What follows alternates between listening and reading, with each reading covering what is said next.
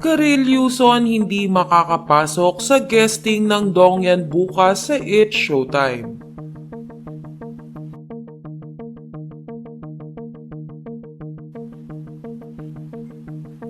Matapos i-anunsyo ng It's Showtime ang guesting ni Dingdong Dantes at Marian Rivera sa It's Showtime bukas December 15, 2023 ay marami ang na-excite sa magiging tagpo ng Dongyan at ng It's Showtime host na si Karel Yuson.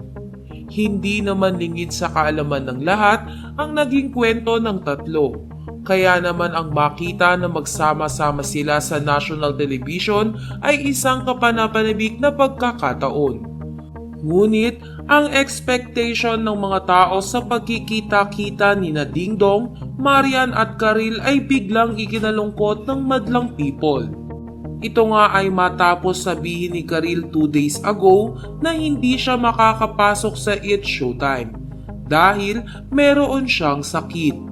Sa katunayan ay hindi rin ito nakadalo sa Christmas special ng ABS-CBN sa Araneta. Kaya naman, dahil dito ay inaasahan na ng madlang people na no-show si Karel sa guesting ng Dongyan bukas sa It's Showtime.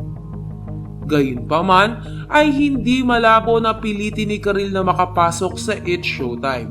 Kung papasok kasi ito bukas ay mapapatunayan ni Karel Yuson na hindi siya bitter o nagdadahilan lamang para di makita ang Dongyan gaya ng sinasabi ng karamihan.